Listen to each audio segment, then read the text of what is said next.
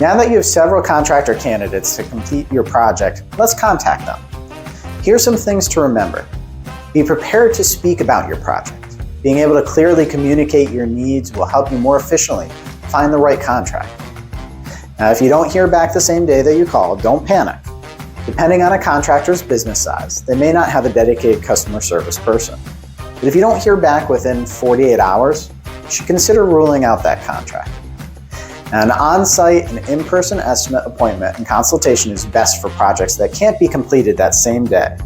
This is going to give you the opportunity to meet someone and ask additional qualifying questions. Ask about the average proposal turnaround time, and ask about the current workloads for that project type.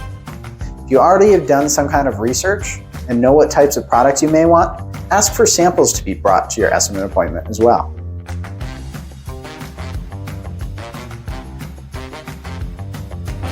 So hopefully you were able to make multiple estimate appointments with multiple contractors.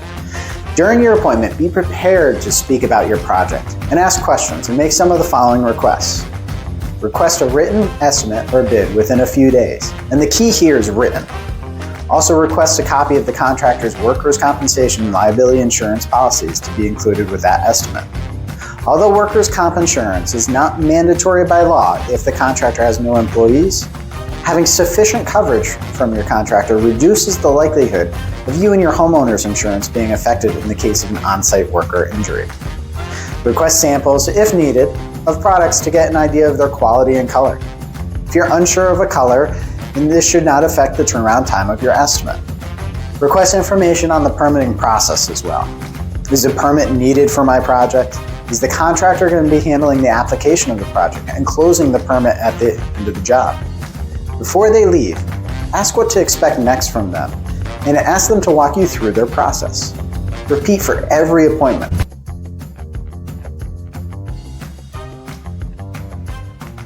Once you receive an estimate, review it. It's important to have a clearly written out estimate instead of just a verbal estimate to provide clarity and documentation. A written estimate provides a clear and detailed breakdown of the project scope, materials, labor costs, timelines, payment terms, cancellation notice, and any other important information pertaining to the project. It helps avoid misunderstandings and miscommunications that can arise from verbal agreements. Having everything in writing ensures that both parties have a shared understanding of the project details. Needless to say, make sure you understand what everything means. As you receive additional estimates from other contractors, you can begin to compare the proposals side by side. If you see something in one but not another, don't hesitate to reach out to the estimator and ask questions. Ideally, you'll have at least 3 estimates to assess the cost effectiveness, project specifications, and terms offered by each contractor.